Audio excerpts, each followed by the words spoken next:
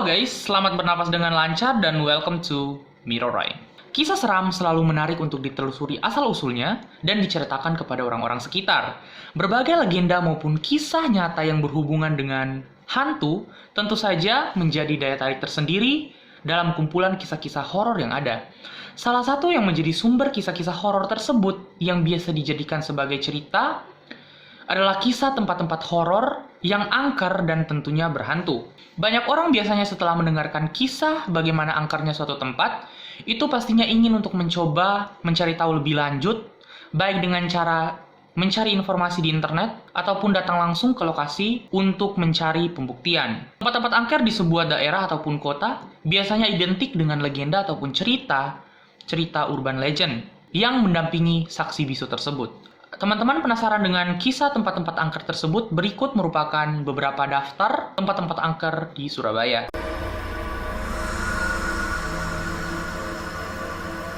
Yang pertama, Rumah Hantu Darmo. Nah, teman-teman pernah menonton film Malam Suro di Rumah Darmo?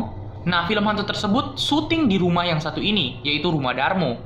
Nah, konon katanya, rumah ini merupakan rumah yang dimiliki oleh satu keluarga asal Belanda yang amat kaya raya.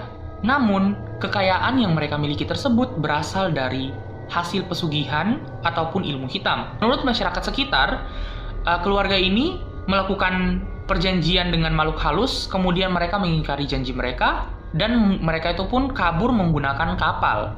Namun, kapal yang mereka tumpangi akhirnya tenggelam bersama dengan seluruh penumpang dan juga awak kapal. Sejak saat itu, rumah ini pun menjadi kosong dan tak berpenghuni. Dan konon dikabarkan hingga sekarang, rumah tersebut dihuni oleh beberapa makhluk halus dan sering mengganggu masyarakat sekitar karena dibiarkan kosong selama bertahun-tahun lamanya. Tempat angker selanjutnya yang berasal dari Surabaya, yaitu Jembatan Merah, yang merupakan sebuah tempat saksi bisu tewasnya Brigjen A.W.S. Malabi di tangan arek-arek Surabaya.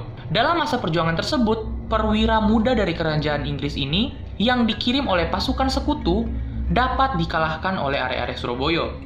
Nah, dan kenapa nama dari jembatan tersebut diberikan nama Jembatan Merah? Nah, ini dikarenakan dari awal memang warnanya sudah merah untuk jembatannya sendiri. Tapi ada juga cerita lain yang menyebutkan karena adanya percikan darah dari pejuang melawan penjajah sekutu sehingga jembatan tersebut diberi nama Jembatan Merah. Nah, jika dilihat dari cerita yang kedua inilah yang muncul cerita horor di dalamnya, di mana setiap malam di jembatan ini selalu tercium bau anyir darah dan juga bau bangkai yang sangat menyengat hidung. Yang ketiga, Tugu Pahlawan.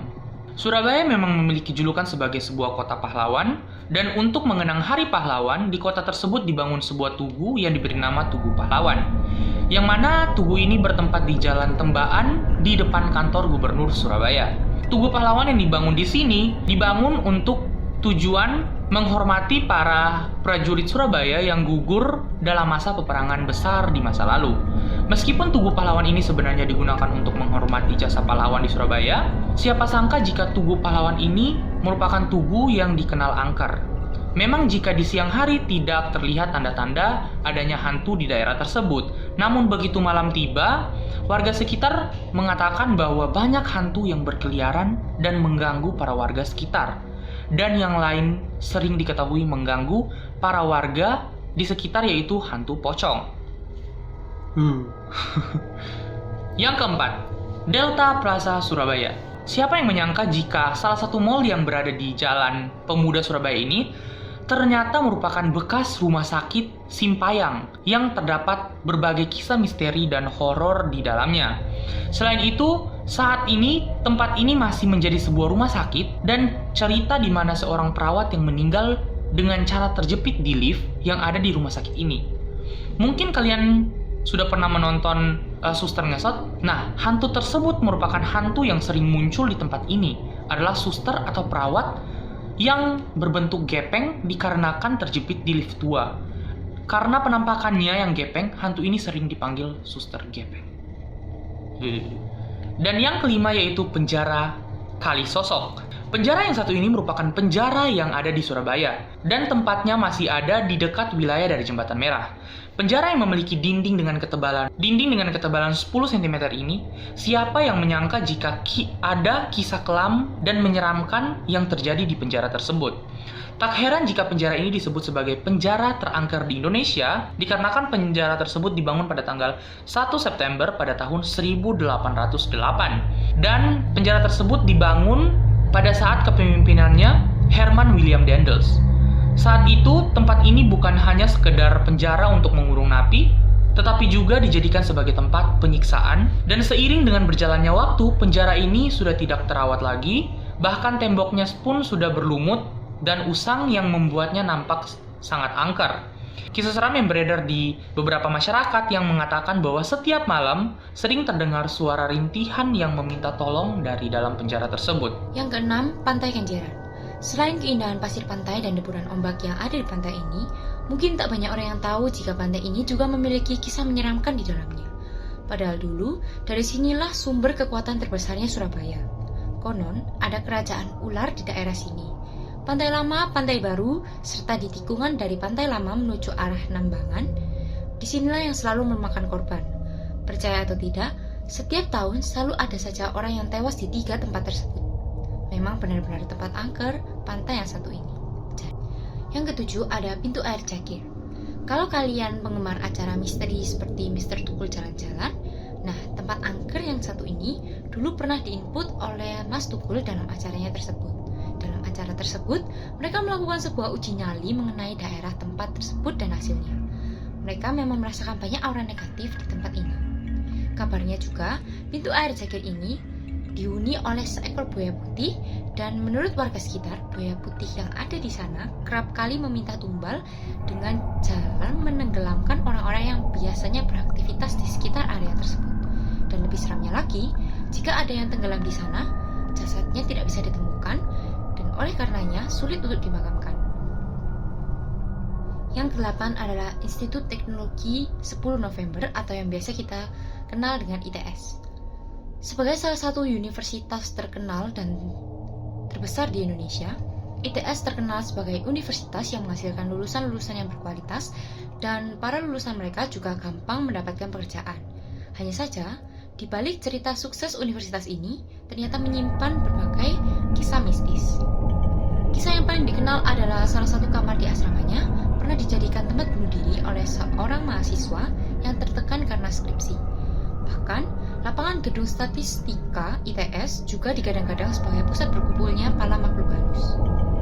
Selain di kawasan kampus, jalan kembar yang berada di depan ITS juga dihuni oleh sosok kuntilanak yang sering menampakkan diri. Namun, kini jalan kembar tersebut sudah diberi penerangan yang memadai dan mulai ramai dilewati oleh banyak orang. Yang ke-9 adalah Rumah Hantu Kupang. Rumah hantu ini sudah termasuk rumah yang amat ditakuti karena tentu saja pasti ada hantu di dalamnya. Gedung tua dengan warna putih kusam ini berada di Kampung Banyu Urip Wetan, Surabaya. Dari tampangnya saja sudah bisa kita lihat kesan horornya. Dan berdasarkan pernyataan warga sekitar, tempat ini disebut sebagai gudang setan atau rumah setan, sebab banyak kisah seram yang terjadi di gedung tua ini. Adapun cerita-cerita seram seperti konon katanya di gedung ini sering terdengar suara rintihan anak meminta tolong. Selain itu, juga ada Spookwis yang sering meneror wisatawan yang lewat di rumah tersebut. Spookwis adalah seorang budak yang konon katanya disiksa hingga tewas secara mengenaskan oleh majikannya di gedung tua tersebut. Yang terakhir ada Gedung Gerahadi. Masih berkutat dengan bangunan tua, bangunan yang satu ini merupakan bangunan peninggalan zaman Belanda. Gedung Gerahadi ini sejatinya adalah rumah dinas Gubernur Jawa Timur. Sebagai bangunan lama, Gerahadi dulu difungsikan sebagai tempat peristirahatan para pejabat Belanda. Semakin berjalannya waktu, kisah horor di Gerahadi semakin muncul. Seperti seringkali ada sosok hantu Belanda yang berjalan di antara lorong. Bahkan karena seramnya, gedung yang meskipun merupakan rumah dinas dari Gubernur Jawa Timur, jarang sekali ditempati dan bahkan orang yang menjabat Gubernur Jawa Timur enggan sekali untuk tinggal di tempat ini. Sekian episode Mirror Time hari ini. Jangan lupa komen kalian mau video apa di episode selanjutnya. Jangan lupa like, subscribe, dan share video ini ke teman-teman kalian. Thank you dan see you in the next video.